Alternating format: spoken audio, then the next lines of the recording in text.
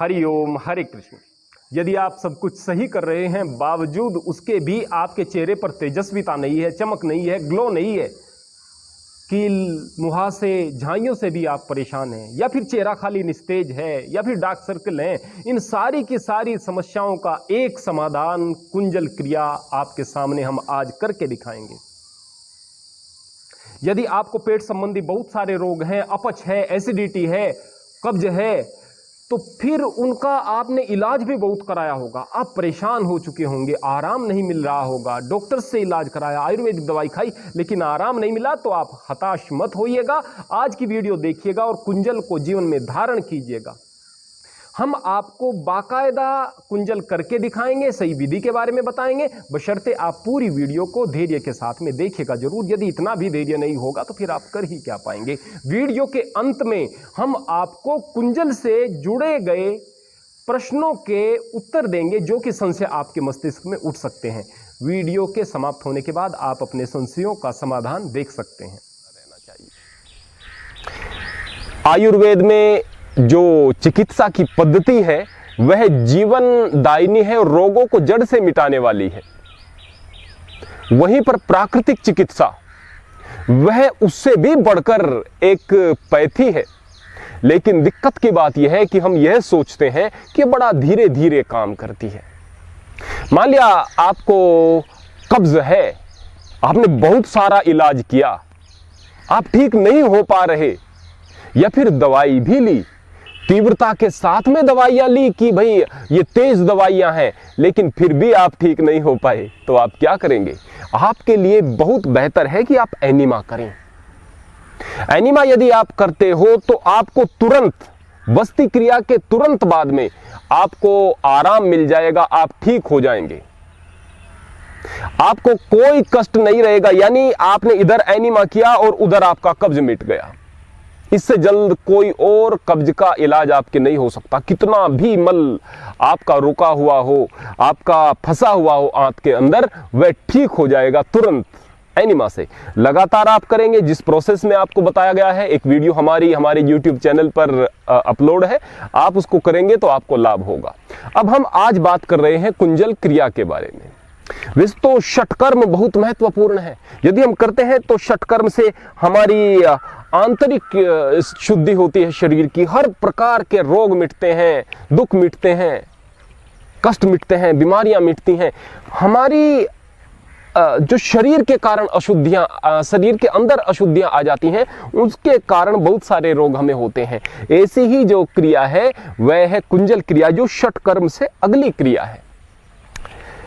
हमारे पेट के अंदर बहुत सारे विकार यदि हो जाते हैं, उन विकारों को दूर किस प्रकार से आप करेंगे? आपको एसिडिटी हो रही है, भयंकर एसिडिटी हो रही है, हाइपर एसिडिटी हो रही है, आपको जलन हो रही है, वो बात अलग, परेशानी हो रही है, वो बात अलग, लेकिन आपकी आंखों में कमजोरी आती है एसिडिटी की वजह से, आपको नजला, जुकाम इत्यादि बढ़ते हैं एसिडिटी की वजह से, सरदर्द होता है एसिडिटी की वजह से, आपको शरीर में एलर्जी होती है, त्वचा रोग होते हैं एसिडिटी की वजह से, आपको अनेक प्रकार के धातु रोग होते हैं, उसका एक कारण एसिडिटी भी होता है।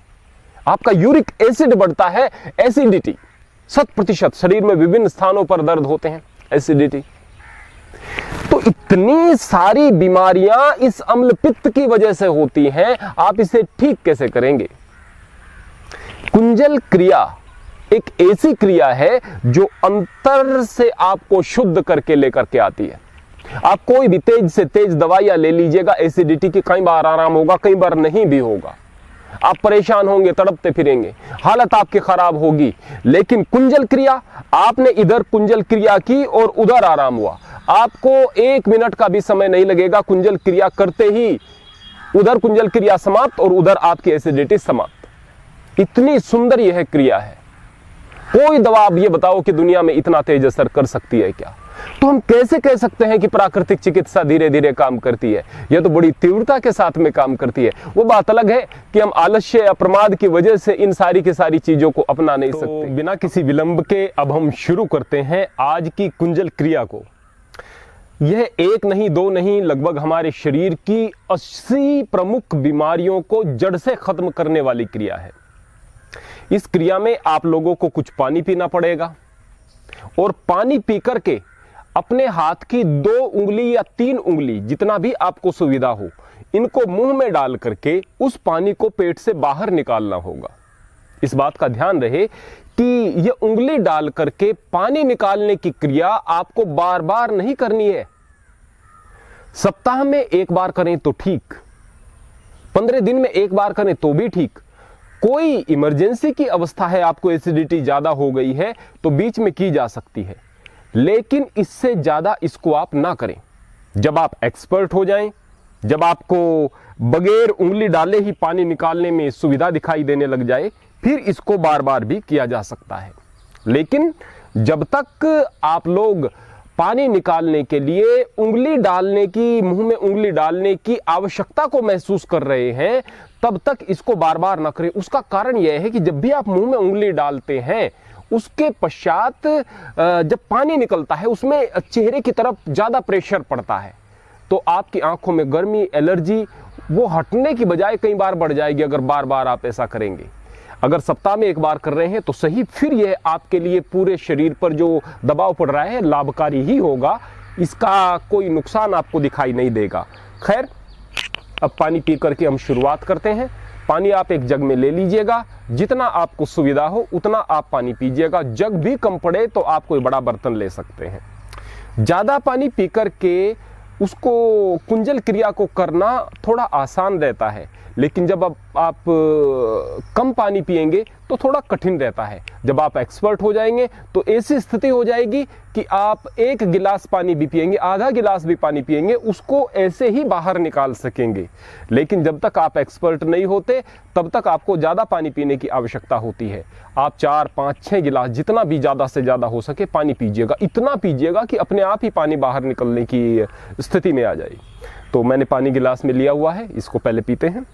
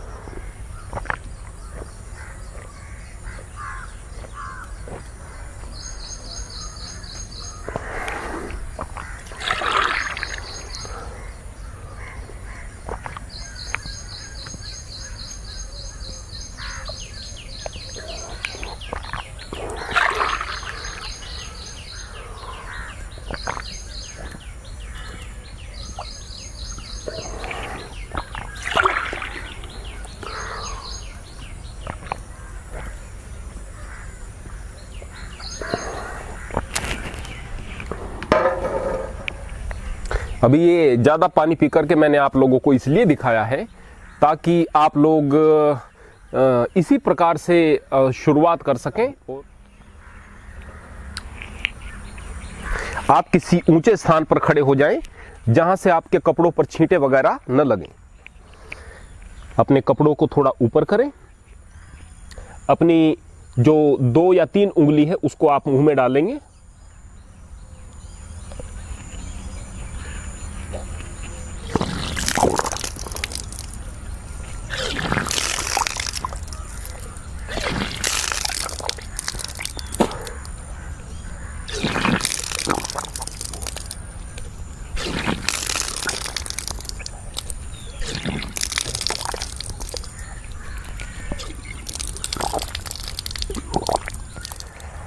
अभी हमने जो आपको इस क्रिया को करके दिखाया, इसमें मैं भी सहज महसूस नहीं कर रहा था, जबकि हम लोग इन क्रियाओं में एक्सपर्ट हैं, षटकर्म में एक्सपर्ट है। मैं भी इसमें सुविधा महसूस नहीं कर पा रहा था, क्योंकि यदि आप मुंह में हाथ डालेंगे तो थोड़ी तकलीफ होगी। लेकिन जैसे जैसे आप अभ्यस्त हो जाएंगे, इसको बताया नहीं जा सकता, यह एक अनुभव का विषय है। जैसे जैसे आप अभ्यस्त हो जाएंगे वैसे वैसे ही आप मुंह में उंगली डालने की आवश्यकता महसूस नहीं करेंगे और ये सहज ही आप मुंह से बाहर पानी को निकाल सकेंगे। फिर यह एक ऐसी क्रिया बन जाएगी जैसे कि बस कुल्ला कर दिया जाता है। अब मैं आपको दिखाता हूं वो कैसे होता है।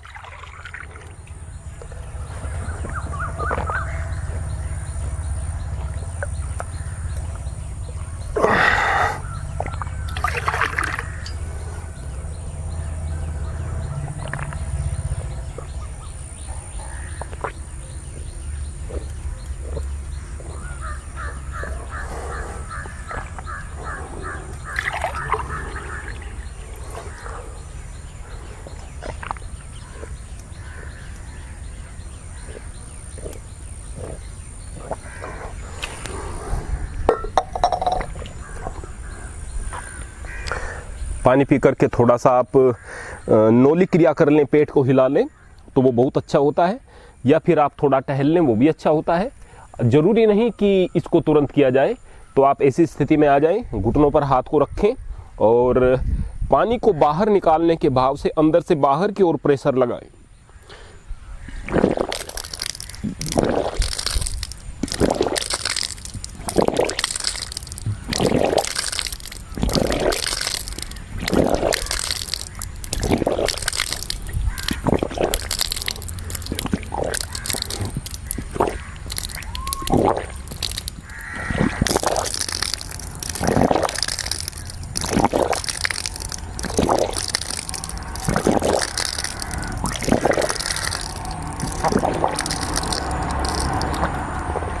इस तरह से इस क्रिया से आपकी कंठ से लेकर के आमाशय तक की पूर्ण रूप से शुद्धि हो जाती है। आपके पेट में जो एसिडिटी है वो बाहर आती है। अंदर से बार बार साफ हो जाने की वजह से पेट अनेक प्रकार के आपको लाभ महसूस देंगे। लेकिन जो महत्वपूर्ण और ध्यान देने योग्य बात है कि कुंजल करने के पश्चात आप लोगों को कोई भी तीखी चीजें नहीं खानी है, कोई भारी चीजें नहीं खानी है, क्योंकि ये जो म्यूकस था जो कि आपके आमाशय में आपके अंदर चिपका हुआ था तो वह बाहर निकल चुका है। यह अगर इसमें कुछ नुकसान देने वाली चीजें थी तो कुछ चीजें ऐसी भी निकल जाती हैं इसके साथ में, जिससे कि आपके आमाशय को जो प्रोटेक्शन मिलती थी इन तीखी चीजों से वो नहीं मिल पाती है। हालांकि वो बहुत जल्दी यानी कि 1.5-2 घंटे के अंदर वो पुनः वहां पर स्थापित हो जाती हैं आपके आमाशय के अंदर वो सारी की सारी चीजें, और जो एसिड वगैरह बनने की प्रक्रिया है वह पूर्णतः समाप्त हो जाती है।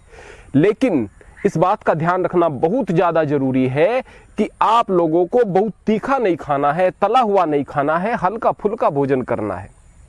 जब आप एक्सपर्ट हो जाएंगे, कुंजल को बगैर मुंह में हाथ डाले ही कर सकेंगे, उस वक्त आप लगभग 4 दिन में एक बार आप इसको करना शुरू कर सकते हैं।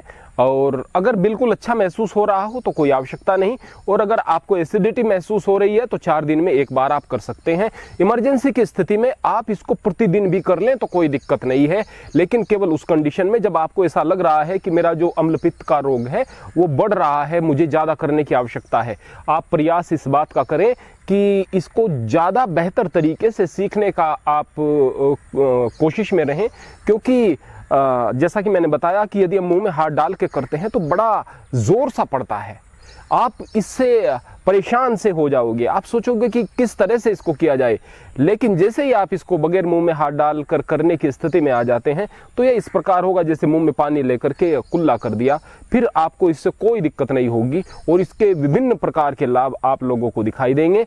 बस इन सारी की सारी चीज़ों का ख्याल रखिएगा कि यदि आप इसको करना सीख जाएं तो इसको ऐसे इस शौक में करते न चले जाएं। जब भी आपको आवश्यकता महसूस हो तब करें। आप 4 दिन में एक बार कर सकते हैं, और अगर आप पूर्ण रूपेण स्वस्थ हैं, पूर्ण रूपेण स्वस्थ हो गए हैं, पेट के रोग आपके बिल्कुल पूरे तरीके से समाप्त हो चुके हैं, एसिडिटी आपको अब नहीं होती है, यूरिक एसिड आपका अब नहीं बढ़ रहा है, तो आप इसको 15 दिन में एक बार करें। फिर ऐसा ना करें कि बस मैं रोज पेट की धुलाई कर रहा हूं, ऐसा ना करें। फिर तो आप लोग विशेष रूप से अगर षटकर्म को पूरे तरीके से नहीं अपना सकते हैं तो आप 2 विधियों को जरूर अपनाएं। एक तो एनिमा है, वस्ती क्रिया है, और दूसरी है कुंजल क्रिया है। यदि आप इन क्रियाओं को अपनाओगे तो आपके शरीर से विष बाहर होंगे, आप पूर्ण रूपेण स्वस्थ होंगे, आपके अंदर किसी भी प्रकार के रोग आसानी से नहीं घुसेंगे, और आप दवाओं से अक्सर दूर रहेंगे, औषधियों से दूर रहेंगे, डॉक्टर से दूर रहेंगे। जीवन में आनंद होगा, मंगल होगा। सबसे पहला प्रश्न उठता है हम सब के मस्तिष्क में कि कुंजल किस समय किया जाए। प्रातः सूर्योदय से पहले आप उठें, और अगर आपको कब्ज है तो शौच जाने से पहले कुंजल क्रिया को करें, और अगर आपको कब्ज नहीं है, पेट साफ आता है, तो उस समय आप शौच आदि से निवृत्त होकर के इस क्रिया को करें। अब प्रश्न आता है कि पानी खड़े होकर के पिएं या बैठकर पिएं, क्योंकि यह आपकी पेट की सफाई के लिए है, आमाशय की सफाई के लिए है। पीने के लिए जब भी आप पानी पिएं तो बैठ करके पिएं, लेकिन यह तो आप सफाई के लिए पी रहे हैं। आप उकड़ू बैठकर पी सकते हैं, चौकी पर बैठकर पी सकते हैं, पालथी मार करके पी सकते हैं, खड़े होकर के पी सकते हैं, बिल्कुल फ़र्क नहीं पड़ता है भाई। अक्सर तो आप लोग वीडियो अगर पहले आप लोगों ने देखी होगी तो कुछ लोग आपको बताएंगे कि नींबू डाल करके पानी पिएंगे, कुछ बताएंगे नमक डालकर पानी पिएं, कुछ आपको बताएंगे कि आप गुनगुना पानी पिएं। लेकिन मैं आपको सलाह दूंगा कि ना आप नींबू डालें, ना आप गुनगुना पानी पिएं, ना आप नमक डालकर पिएं। सीधा पानी जैसा नल से निकलता है ताज़ा पानी लें, सामान्य पानी जिसे पिया जा सकता है, वो ठंडा ना हो, फ्रिज का पानी ना हो, सामान्य पानी हो। उसका कारण कि सामान्य पानी आपके शरीर में कोई अलग से चीज़ नहीं जा रही है, वो रोज़ जो आप पानी पीते हैं वही जा रहा है। अगर पानी आपके शरीर में शेष बचता है तो वह अच्छी चीज़ है, बुरी चीज़ नहीं है। कुंजल के पश्चात कुछ शेष बचता है, लेकिन अगर नमक का पानी पी रहे हैं और नमक का पानी शेष बचता है तो नमक ज़्यादा आपके शरीर के लिए किसी भी स्थिति में लाभकारी नहीं होता। इस बात को समझ लेना चाहिए।